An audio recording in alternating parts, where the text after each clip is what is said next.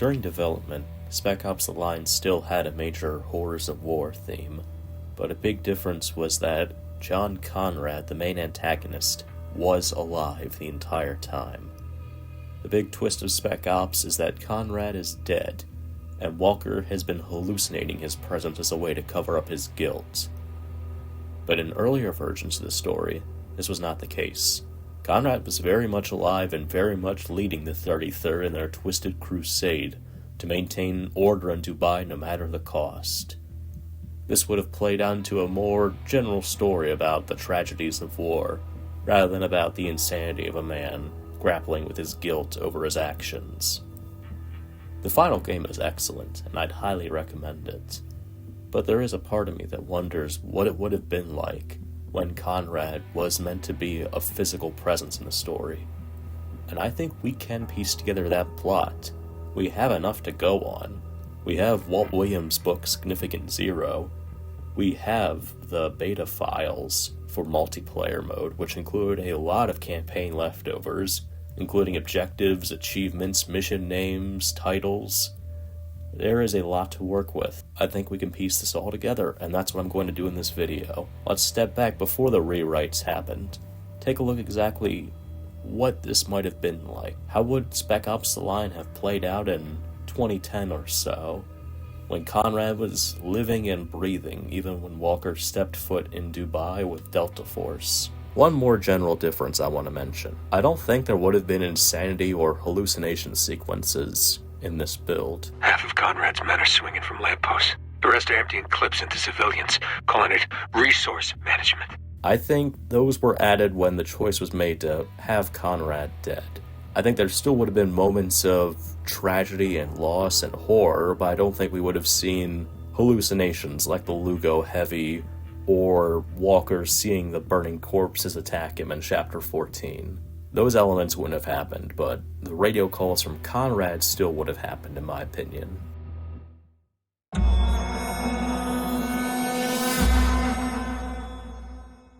To begin, it seems like the general structure of the story would have been about the same.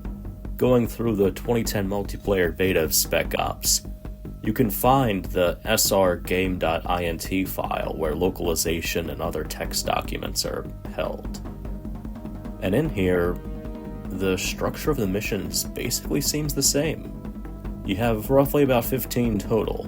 The Evacuation, the Airplane, the Dune, Underneath, the Refugees, the Edge, the Pit, the Battle, the Gate, the Road, Rigs, Stealing Water, Alone, the Mall, Up the Dune, the Rooftops, Atoms, Lugo, the Bridge, Welcome, and Epilog.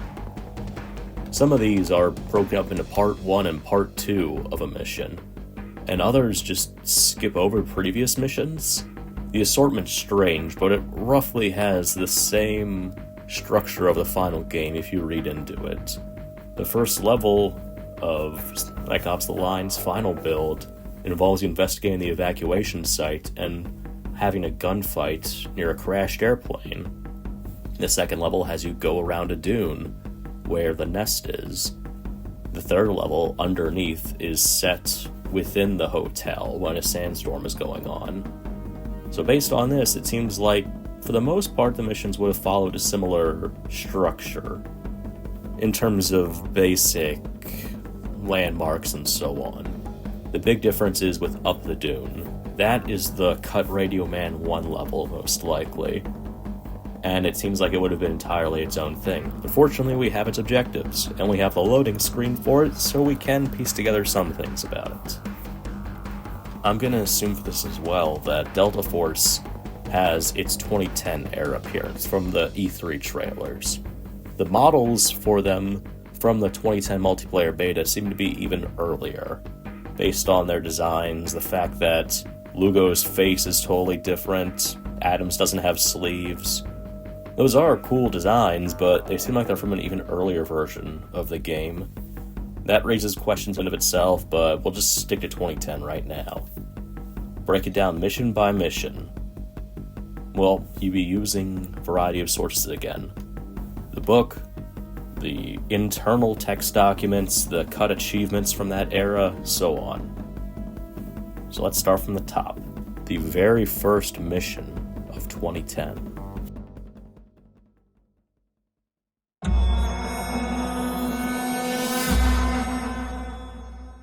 The Evacuation. It sounds like it would have been more of an extended tutorial, sort of like how the final game handles it, but with more on-rails aspects.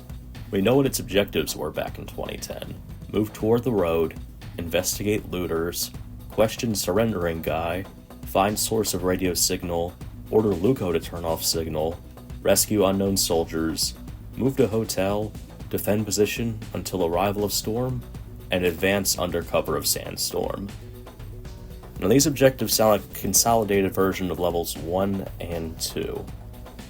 But based off the objectives, it sounds like the insurgents looting places would have been more prominent. It sounds like Delta would have made contact with them earlier on. I don't think the ambush that happens at the start of the game would have happened. Delta would have arrived in Dubai, they would have found signs of looting, and they would have found a single looter who surrenders to them when held at gunpoint. There would have been an achievement earned for reaching the evacuation camp at the start. According to the files, it would have just been called Konrad. There is an entire tutorial for using squad commands and such that's left out of the final game, but it mentions an interrogation. So I'd imagine this would be going on. You would maybe order Adams or Lugo to interrogate the looter. He would mention other looters and the radio signal.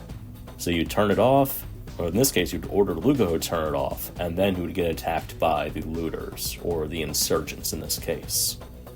At which point you would pick up Alpha Patrol's signal, and Walker would move Delta toward rescuing them. Because at that point, it would make sense. They all know the 33rd have gone rogue. All they know is that US soldiers are under attack by the same people who just attacked them. I think Konrad's evacuation signal would have been roughly the same. The version we have from that era is more or less the same dialogue, but with the addition of mentioning rationing and taking extreme measures.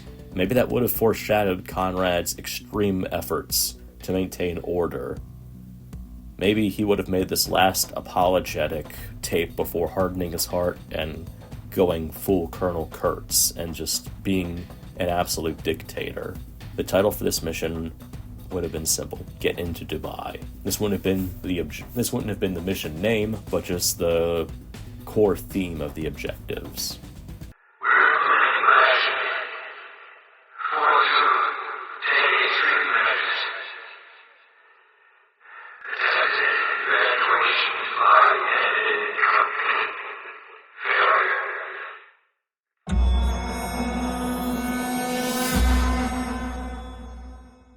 Part 2 is the airplane. And I'd imagine that after you reach said unknown soldiers, you would have learned about the kidnapping of at least one 33rd member, possibly McPherson, though it isn't entirely certain. And you would have learned about the nest, where the insurgents' looters would have taken him. Walker and Delta would have agreed to do so, and they would have investigated further, leading to the Dune.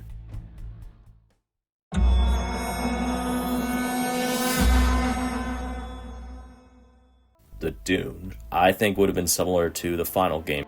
Delta would have moved to the hotel. They would have continued fighting the insurgents and looters, given all the signs of them being hostile up to that point. The sandstorm would have arrived, and we would have had that scene from the trailers where they're fighting against the shadowy enemies, or whatever they are, in the sand, before the sandstorm breaks their cover and causes them to drop into the atrium. And according to the achievement list, this would have unlocked Treacherous Ground, which you get after crashing into the atrium.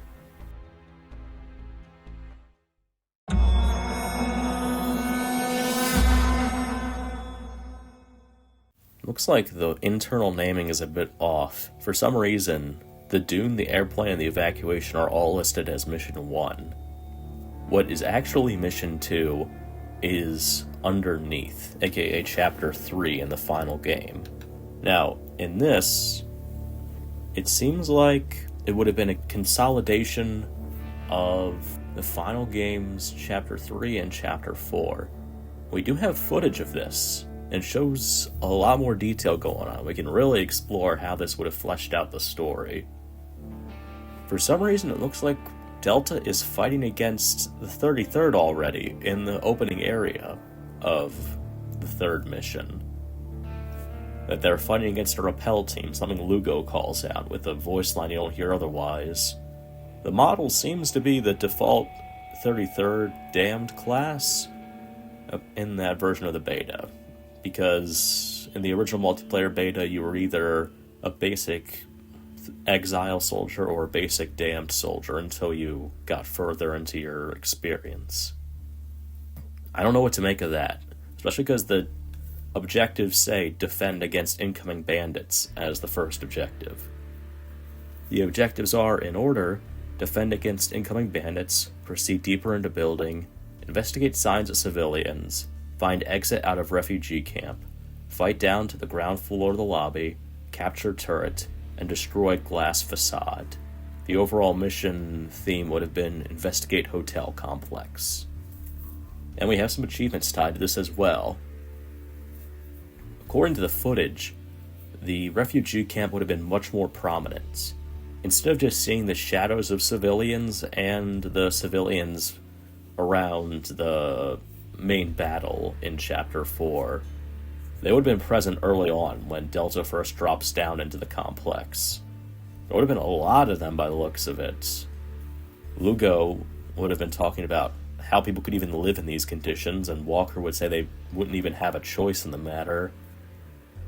Most notably, something that should be pointed out is if you look closely in this footage, there is a child civilian that is playing when Delta walks by, and his mother comes along and scurries him away. This is the only footage we have that NPC existed. There have been references to child civilians in the final game, but no model or anything of the sort. This is clear-cut proof that that was going to be a thing, and maybe it got cut for that reason. Killing children is very controversial in games. Even if Deus Ex did it, it's still not something you can really sell to advertisers very well. As for why they cut so many civilians out of the civilian refugee camp, my guess is either it was too taxing on hardware, or they wanted to not tempt players to open fire on them. One of the two. Maybe they thought it was too controversial. But for the story of this section, I think things would diverge a bit here, because we're going to get a bit into theory realm here. There are 2 achievements. 3 achievements, as a matter of fact. Bomberman, which is unlocked after the Bomberman scene. Unknown Enemy, which is unlocked when the player kills their first 33rd soldier. And Tsunami, which is unlocked after the Big Sand Avalanche. Now, I'm going to need you to roll with me on this one. We have a model for Farid, the insurgent guide character that got cut. He was supposed to be playable in Exodus. He was supposed to be helping the CIA against the 33rd. There's a model of him with a grisly wound in his side and a scorched uniform. We also have his regular uniform texture, which fits perfectly over Agent Castivan's body. We know that Castivan most likely didn't exist in this build, because there are no references to him anywhere, not even in Exodus. What I think is this. I think in Mission 2, underneath, Delta would have arrived at the hotel. They would have fought off one last wave of looters, after which point they'd proceed deeper into the building and find the civilian refugee camp. They would also find Farid there. Farid would have been the head of the looters, and the direct contact with the CIA. He even has a CIA lanyard on that version of Castivan's model, if you look closely, with his photo and everything. I think Farid would have talked to Delta about what's going on. He would have explained just how despotic the 33rd have become. How they're doing horrible things, like they're calling it resource management when they would gun down civilians to ensure they'd have less mouths to feed, or about inflicting capital punishment for stealing water, cruel stuff like that, or maybe he'd even relay details of the 33rd Civil War. Regardless, I think Faree would have led Delta through the refugee camp at some point. He would have gotten some sort of ceasefire going, tried to get him in touch with the CIA. Except the problem is the 33rd would have interrupted this. They would have come in for the rescue of McPherson, just like what happens in the final game. Only a bit more horrific. I think they would have just flat out fired on civilians as necessary, because they weren't sure if they had been working with the insurgents or not. I think Faree would have done something desperate or hasty to try to protect people. I think he would have either performed a suicide bombing, or he would have tried blowing up a group of 33rd soldiers, which would have killed him unintentionally in the process. Maybe using a sticky bomb, like that one scene in Saving Private Ryan. Regardless, I think the Bomberman scene would have been Faree either intentionally or unintentionally killing himself with an explosive, alongside some other 33rd soldiers. Delta would have just tried to get in contact with the 33rd, only to be lumped in with the rest of the insurgents, looters, and civilians there, and fired on. The assumption the 33rd made was that maybe they were reinforcements for the CIA, or maybe they were working to take down the 33rd. And after killing their first 33rd soldier, they would have gotten an achievement. From there, it sounds like the rest of Chapter 4 would have happened, which in this case would have been called the Refugees. Although in this, it's just part 2 of the second mission.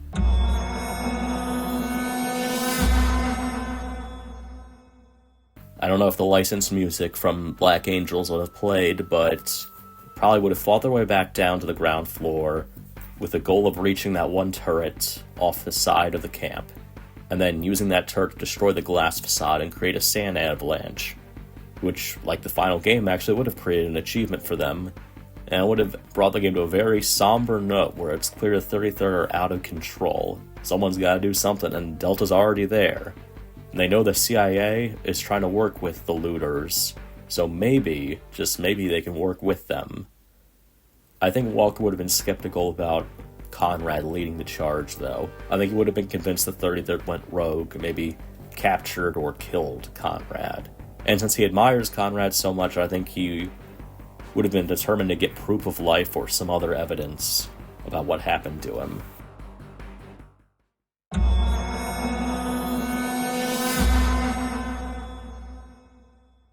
Much like the final game, the next mission, Mission 3 here, would have been called The Edge. It would have been set right after the sand avalanche, with Walker, Adams, and Lugo going into the gorge. Their objectives would have been find way into gorge, survive attack of looters, follow signal, and escape from ambush. The goal of the mission would have been to find the source of Daniel's signal. So that tells me that the radio man most likely would have been broadcasting the torture audio from when the 33rd had captured Daniels. What I don't get is the attack from the looters. I know that they were possibly enemies in the 7th mission, but by now you'd think they'd be on the same page as Delta. Maybe Faree's death would have caused more infighting and confusion. This is a recurring thing in the final game where poor communication causes the deaths of people. And maybe tying into the Horrors of War thing, maybe there would have been an entirely avoidable and tragic fight against the same people who should be on your side. Or maybe this is a different group of looters. Maybe they don't care about Faree or the CIA or the 33rd. Maybe they're just stealing stuff. It would explain why some looters have a bunch of gold watches and other fancy stuff on them. Regardless, I think the enemies would have been both the 33rd and the insurgents, looters, whatever you call them. I think after you survived the attack from the looters, Walker would have fallen into the pit, aka the second part of this mission, the pit. Same as the final game.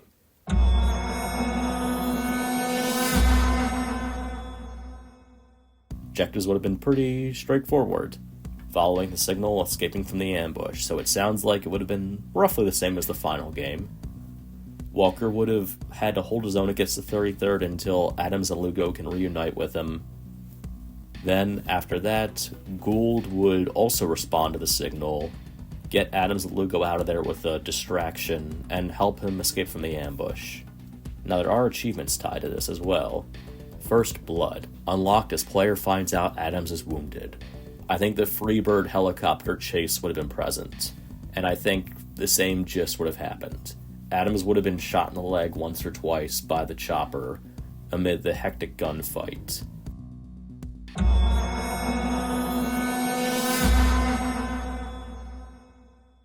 Mission 4 would have been divided into 2 segments, the battle and the gate, which sounds like it would have been roughly the same as the final game to a degree.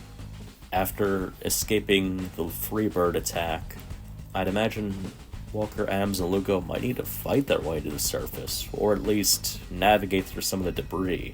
I mean, for that to be an entire objective, it makes it sound like it would have been important. I'm assuming they would have been in radio contact with Gould, probably the radio man by that point as well. Within that, the radio man talks to them during the trap and throughout Chapter 7 at some points as well. It's interesting that Gould is referred to as Lieutenant Gould here, and that you also need to make your way to the city gate, which makes sense, with the goal of proceeding toward Konrad. Now, in footage for this from trailers, we know that you would have fought the insurgents one more time, right around the area where you see the 33rd looting a destroyed Striker for its armor.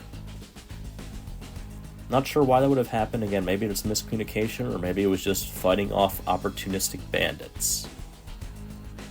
There would have been an achievement, just like in the final game, when you make a decision in the execution scene, presumably the scene with Gould, though it isn't limited to which choice you make, it's just about making a choice.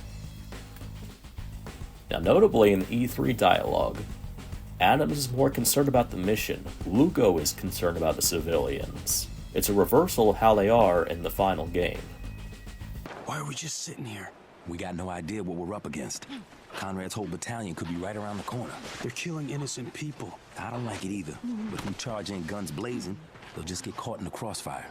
I don't know if that was how the personalities were, if they had reversed goals, or if it's just in the moment Lugo is worried about the people there.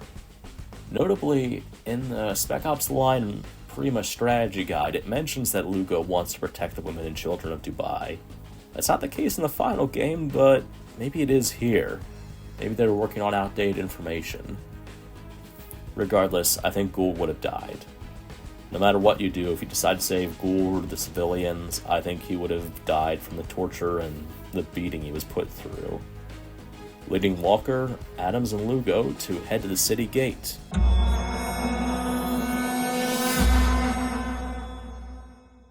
Now we have no objectives to work with. There's nothing listed for the gate. We know what would have happened. We know that Delta would have used the White Phosphorus mortar against the 33rd and unintentionally against the civilians there. I think that would have been, again, I don't think that would have been a choice. I don't think they made that far because you would have had to change the entire narrative of the second half of the game if you made the mortar a choice. I think maybe you would have been able to fight your way further into it, although it still would have been a hopeless battle and you would have needed to have fallen back on the mortar. Unlike the final game, I think Walker would have kept his sanity after using the mortar. It would have broken his morale badly. I think it would make him question what they're even doing there. But I don't think he would have snapped into denial. I think he would have held firm that even if it is their fault, they need to continue pushing forward. I think he would have tried to justify it, but I don't think he would have been able to avoid the blame entirely. Again, like Adam says, they didn't have a choice. And against that much armor and emplaced weaponry, the Delta would have died. And they didn't know the civilians were there. It sucks, but, I mean, again, the horrors of war. It's one of the core points of it.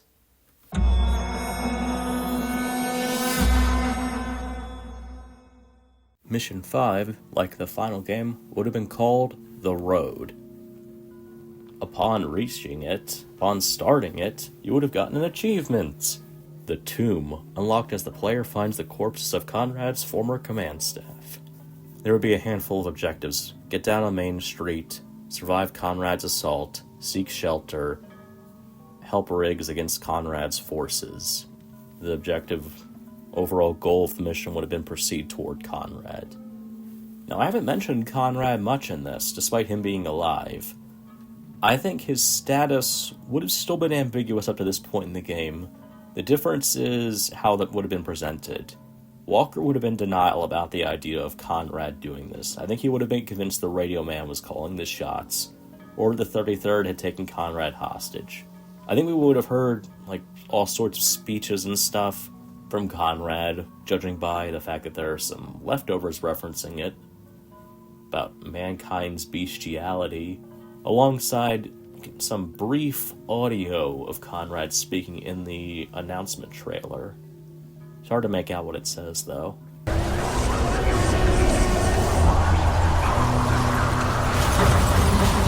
But I think the White Phosphorus attack would have officially gotten Konrad's attention. He would have made direct contact with Delta using the connection the radio man has. I think he would have recognized Walker, and I think he would have put him to the test, with the same way they did in the final game, choosing between the water thief and the soldier. I think the difference here, though, is that in the final game, that was Walker imagining Konrad putting him through a test. Meanwhile, he was just looking up at two corpses. In this build, I think that would have been real. And to be fair, it makes a lot more sense if it's real. I think it would explain why Adams and Lugo react the way they do. It would explain why the snipers react. You have to go through a lot of mental gymnastics to justify the final version of the scene. It's a neat twist, but it's an unearned one. I think Konrad would have tried demonstrating just how harsh Dubai is. Demonstrating that you need to prioritize some lives over another, trying to get Walker to either give up or join his side, with a very harsh lesson about choosing a loyal but brutal soldier or a thieving civilian, or screwing both of them over and just attacking the snipers. Regardless, I think Konrad would have taken any response as some sort of provocation, and there would have been an assault just like in the final game, where the 33rd have a trap set up, and Delta has to fight their way through it. Konrad probably would have justified it by pointing out the White Phosphorus attack, and just said that at the end of the day, they're just getting revenge for the gate. And eventually, a sandstorm would have hit, and Delta would have fought their way through it, eventually finding shelter in a road construction area. There would have been one last objective where Walker would meet up with Agent Riggs of Grey Fox, and would have helped him against Konrad's forces. The two would decide to work together to bring down Konrad, since it's clear he's gone mad with power and is acting like a dictator. Odd thing is, the final objective is listed twice with Riggs. I don't know why, but it is. Outside of the Tomb achievement, there also would have been Tough Call, unlocked as the player makes a decision in the road, and the Shelter, unlocked as the player takes shelter from the storm.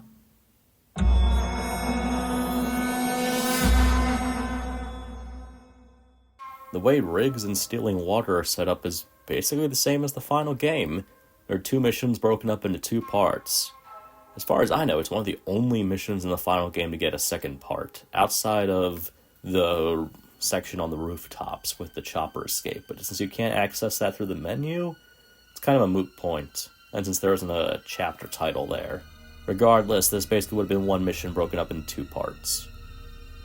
Your objectives would have been follow Riggs toward the water depot, open the door from the other side, get to the water depot, secure the water transports, defend the water trucks, survive the ambush, take down the chopper. The overall objective goal would have been help Riggs stealing water.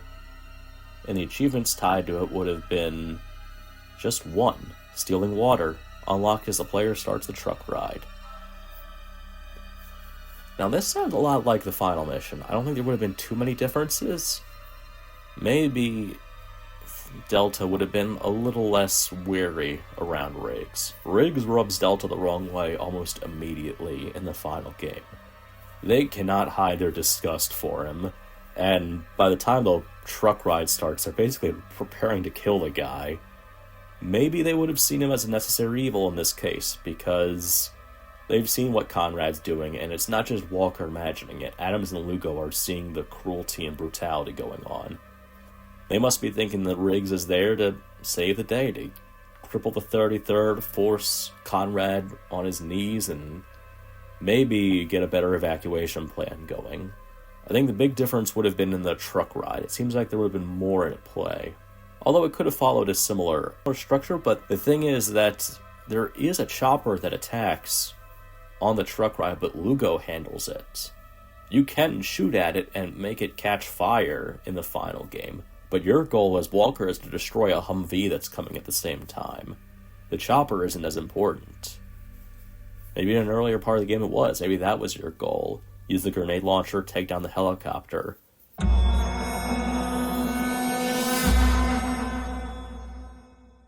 Mission 8 is broken up into two segments, Alone and the Mall.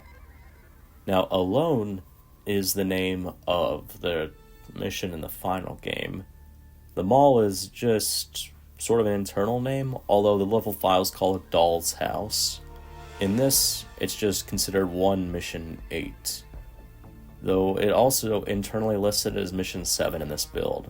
There are a lot of oddities in the way it's structured. 3 objectives exist.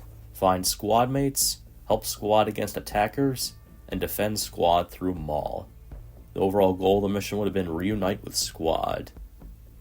There would have been an achievement called United, which would have unlocked when the player zipped over to the squad.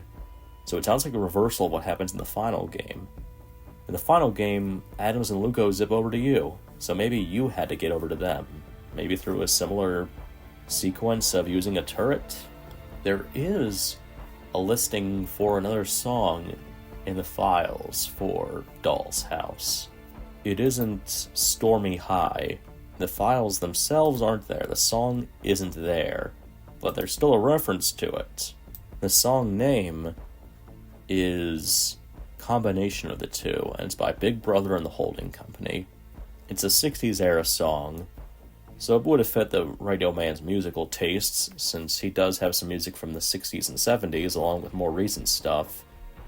I'm not sure if that was present in this build or not. Maybe it was a later choice that got scrapped in favor of Stormy High by Black Mountain. Who knows, maybe they couldn't get the rights for a combination of the two. Regardless, this would have led to the only mission we know of that's just flat out cut. This would have broken the trend of constantly descending down Dubai.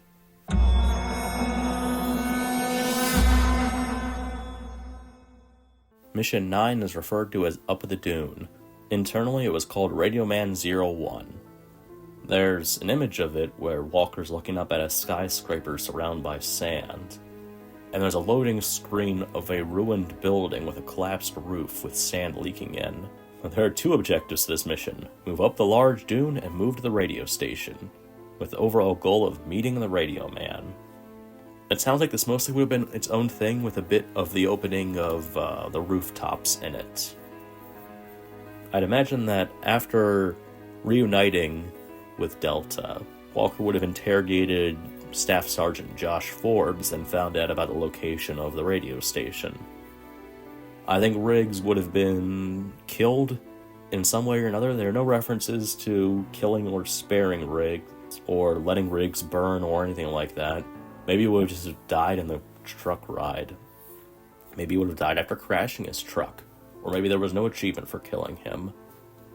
It's unclear, but I think Walker would have come up with an idea to call in an evacuation. Or, if nothing else, to try to silence the Radio Man. I think both Konrad and the Radio Man would have continued antagonizing Delta. And I think Delta at some point would have decided they need to neutralize him. So they would have made their way up a dune, and after infiltrating a large skyscraper, made it to the main floor of the rooftops. where they would have confronted the radio man and presumably killed him. A friend did a pretty good mock-up of what it would have been like, with him having this taunting remark like, yeah, now get the fuck out of here before you kill anyone else. That probably wouldn't have happened, but it was a neat idea. Interestingly, this mission does not have parts to it, so it seems like it would have ended after you confronted the radio man. After doing so, it would have led to the next mission, referred to as the Rooftops. And that's getting confusing.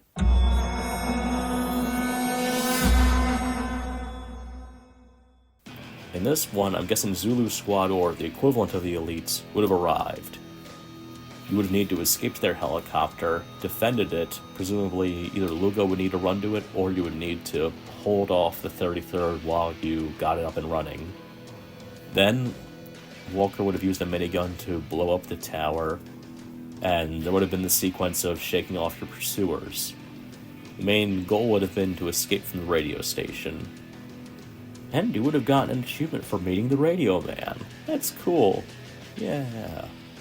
So this sounds pretty similar to the final mission. We do have some images of an earlier version of the prologue. I think the prologue still would have happened as it was, where you're escaping from the choppers. I know Walt Williams was not a fan of that choice. I think that chopper chase scene would have happened no matter what. I don't think the "we did this already" moment would have happened, but still, I think the general events would have gone down. Presumably, Delta's chopper would have crashed. This would have led right to the events of the next chapter, Adams.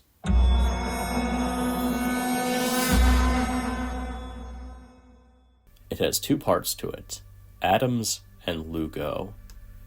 Sort of like the final game, though there isn't a part with Lugo explicitly named. Presumably would have been in the ship's graveyard, judging by the screenshot we have of it and the objectives. Help Adams, find Lugo, neutralize attackers, reach Lugo, get out of refugee camp. The overall goal would have been move toward tower. Walker would have survived the crash along with Adams and Lugo. I think both Adams and Lugo would have been injured. Adams would have needed some time to get back on his feet, but Lugo would be much more badly wounded. It sounds like this would have been similar to the final game overall. I don't know if Adams' friendship with Walker would be as strained, but it sounds like similar gist would have happened. They would have fought their way through the 33rd, they would have looked for Lugo, and they would have found the refugees hanging him, which would have led to a choice about whether or not to kill them. There would have been an achievement for rescuing Adams, and an achievement for finding Lugo, which would have been dark because he would be hanging. Maybe that would have been the joke of it. Hey, here's an achievement, your friend's dead. This would lead to the next mission, the bridge.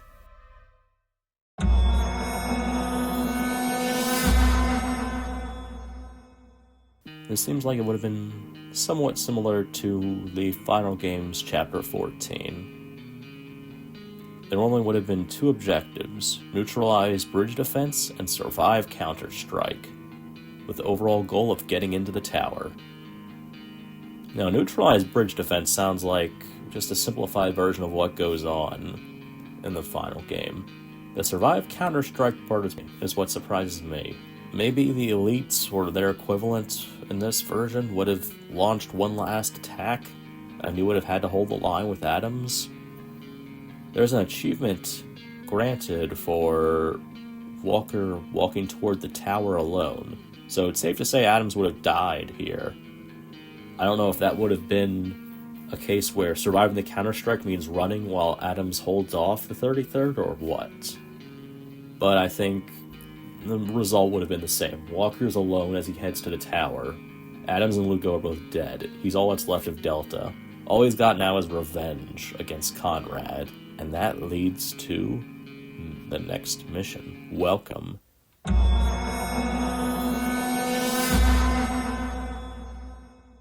Mission 14, just almost like the final game. The numbering on this is all wonky. It's tough to tell where one starts and the other ends, especially because the internal order can't be kept straight. But this also has some juicy differences. In the final game, there are 2 objectives. In this, there are 3. Move up the tower, survive ambush, find Konrad. And the preview image depicts Walker firing on someone or some group inside the Burj Dubai. The overall goal is meet Konrad. I think Konrad would have maybe presented an olive branch to Walker to meet with him and to settle this once and for all. And then he would have unleashed one last ambush by the remnants of the 33rd to go after him. Walker would have survived against that. And as Walt Williams described in Significant Zero, he would have gone up to the top of the Burj Dubai to confront Konrad. Konrad would be there. Walker would have him dead to rights. Konrad would have his back against nothing but air. Nothing but several 100-story drop. And I think Konrad, based on Walt Williams' comments, would have chosen to deny Walker the catharsis of revenge. He would have jumped off the Burj Dubai, meeting a very ungracious end at the bottom. Walker would have been left just hollow. His chance to get revenge on Konrad was kind of wasted. All he has left now is the ruins of Dubai. He has to wonder if it was really worth it. Sure, he brought down the 33rd, but what's left? What does he have to report back to? His friends are dead. Any way of launching an evacuation's gone. I think he would have just been left at the top of that tower wondering what to do next. And eventually that would lead to the Epilog mission. For some reason it's spelled without a UE here.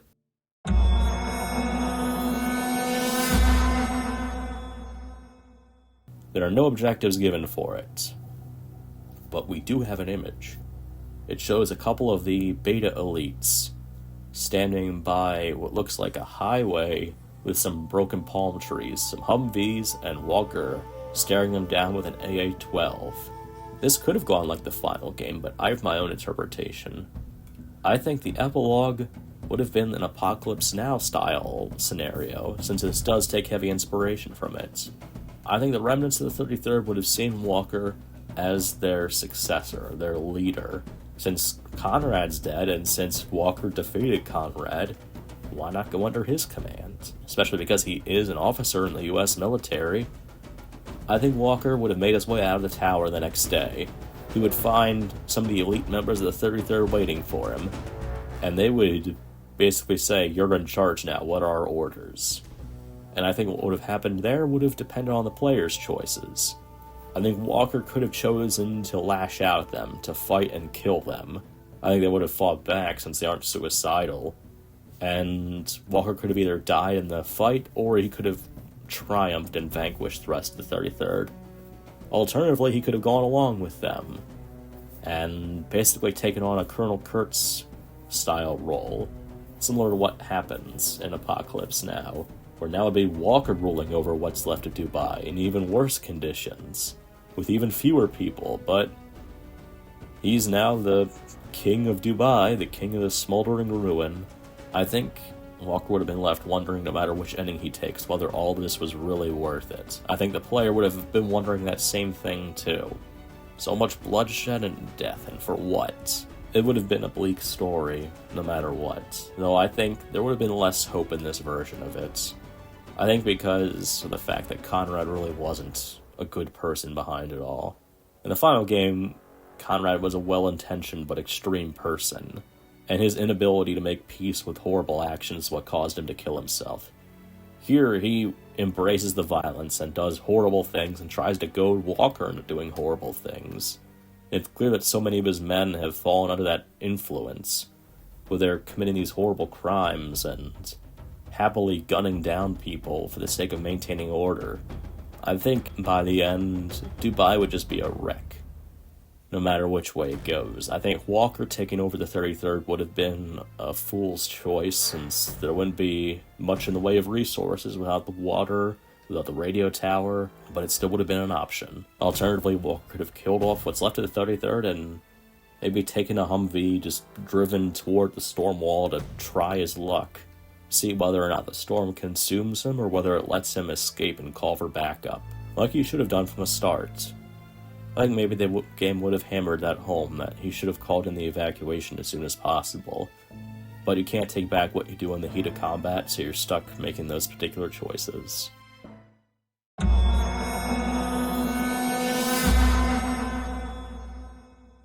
So, that's my overall idea of what Spec Ops: The Line story would have been like if Konrad had lived, based on the original beta concepts for it.